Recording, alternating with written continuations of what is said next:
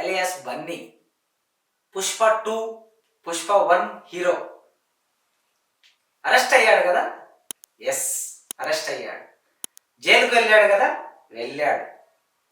చెంచల్గూడ జైల్లో సాయంత్రం 6 గంటల నుంచి ఉదయం 6 గంటల వరకు, అంటే కనీసం 12 గంటలు జైల్లో బ్యారెక్లో పడుకున్నాడు.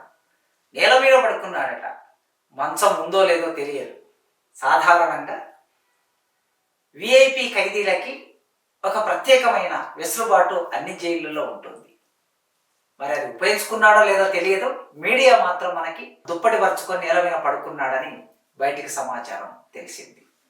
జైల్లో ఎట్లా ఉన్నదో ఆయన ఆ బన్నీ అయితే మనకు చెప్పలేదు.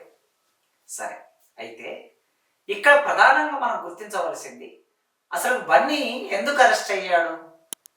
ఆయన A2Aలో A11 ఉన్నాడు కేసులో, అరెస్ట్ అయ్యాడు. నిజానికి ఇట్లాంటి సంఘటనలు తెలుగు నేల మీద చాలా జరిగాయి.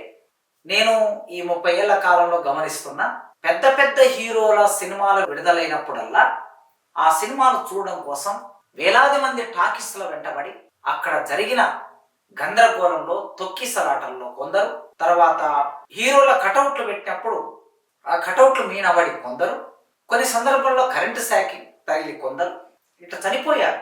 కానీ ఎప్పుడు కూడా సినిమా హీరోను అందులో కేసులో చేర్చి అరెస్ట్ చేసిన సందర్భాలు లేవు. జైలుకు వెళ్ళిన సందర్భాలు అంతకంటే లేవు. ఒకవేళ అయితే గీతే కేసులు ఏమన్నా అయి ఉండవచ్చు, ఎఫ్ఐఆర్ అయి ఉండవచ్చు. కానీ ఎఫ్ఐఆర్ కావటం, వెనువెంటనే అక్కడ ఒక మహిళ చనిపోవటం, ఆ తర్వాత అల్లు అర్జున్ను అరెస్ట్ చేయటం అనేది జరిగింది. దీని వెనుక ఏమై ఉంటుంది?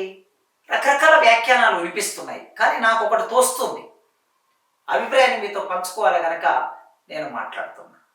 ఏం తోస్తుందంటే, అంతకు మునుపు కొద్ది రోజులు ముందే అల్లు అర్జున్ ఒక సినిమా ఫంక్షన్లో మాట్లాడుతూ సరిగ్గా తెలంగాణ రాష్ట్ర ప్రభుత్వం సినిమా ఇండస్ట్రీకి చాలా సహాయం చేస్తుంది అని, సహకరిస్తుందని మాట్లాడుతూ ఈ రాష్ట్ర ముఖ్యమంత్రి ఎవరు అని పేరు చెప్పే దగ్గరికి వచ్చేసరికి రాష్ట్ర ముఖ్యమంత్రి పేరు ఎవరో ఉండే అని మాట్లాడాడు. I'd like to thank the government of Telangana for giving us a special prize.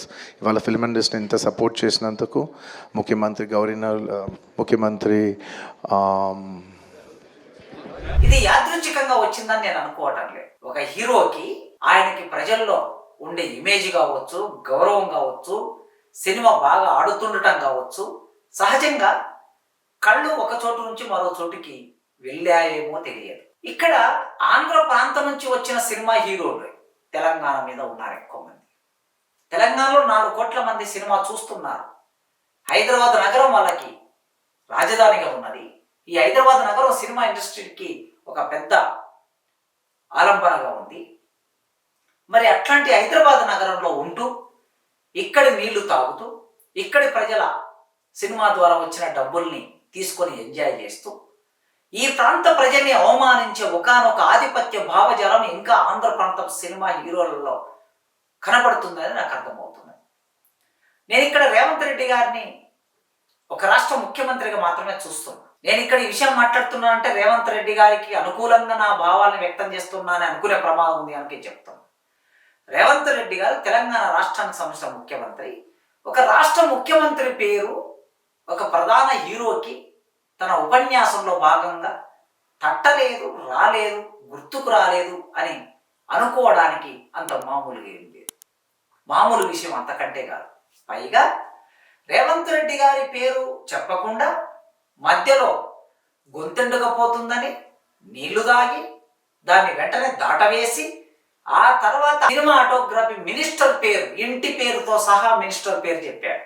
అక్కడ ఒక మంత్రి పేరును ఇంటి పేరుతో సహా చెప్పిన అల్లు అర్జున్ ఇక్కడ ముఖ్యమంత్రి పేరును చెప్పకపోవటం వెనక ఒక వివక్ష, ఆధిపత్య ధోరణి, భావన దాగి ఉంది అనేది చాలా మామూలుగా చూసే వాళ్ళందరికీ అర్థమవుతున్నారు. ఇది ఇప్పుడే కాదు, తెలంగాణ రాష్ట్రం ఏర్పడిన కొత్తలో రాష్ట్ర శాసనసభలో ఎమ్మెల్యేలు మాట్లాడుతున్నప్పుడు ఆ ఎమ్మెల్యేలను ఉద్దేశించి మీడియా తన వికృత చేష్టని వ్యక్తం చేసింది, వికృత చేష్టని బయట పెట్టుకున్నది. ఎమ్మెల్యేలు ప్రమాణ స్వీకారం చేస్తున్నప్పుడు వెక్కిరించింది, వాళ్ళ పద్ధతిని వెక్కిరించింది. మరి వాళ్ళ చాలామంది సినిమా హీరోలకి గౌరవనీయులు అని అనడానికి రాలేదు అల్లు అర్జున్కి. మరి ఈ విషయం మీడియాకి ఎందుకు కనిపించట్లేదు? ఈ గౌరవనీయులు అని అనటం రానటువంటి వ్యక్తి గురించి ఆ పదం సరిగ్గా పలకలేదని మీడియా చూపించలేదు. ఎందుకంటే వాళ్ళ మీడియా వాళ్ళ హీరో గనక. అదేవిధంగా ఒక పెద్ద హీరో, సీనియర్ హీరో, ఆయన చాలా సందర్భాల్లో ఆయన మాట్లాడే భాషల్లో అనేక తప్పులు దొర్లుతూ ఉంటాయి. ఆయన తెలుగు సినిమా ఇండస్ట్రీకి పునాది వేసి విస్తరించి వికసింపజేసి తర్వాత రాష్ట్ర ముఖ్యమంత్రి అయినటువంటి ఆయన కుమారుడు ఈయన కూడా ఒక పెద్ద హీరో. ఆయనకు చాలా పదాలు బహిరంగ ప్రదేశాల్లో పలకడం రాదు, కానీ ఆయన గురించి ఎక్కడ ఏం మాట్లాడారు. కానీ తెలంగాణ రాష్ట్రంలో ఉన్న ఎమ్మెల్యేల గురించి, ఎందుకంటే వాళ్ళు కింది కులాల నుంచి వచ్చారని, వాళ్ళు కింది వర్గం నుంచి వచ్చారని, వాళ్ళ పట్ల అగౌరవాన్ని ప్రదర్శించిన మీడియా ఆనాడు ఎట్లా వ్యవహరించిందో తెలంగాణ రాష్ట్రం ఏర్పడిన 10 సంవత్సరాల తర్వాత కూడా ఒక ప్రధాన హీరో ఈ రాష్ట్ర ముఖ్యమంత్రి విషయంలో అట్లా ప్రవర్తించాడనేది మనకు స్పష్టంగా అర్థమవుతుంది.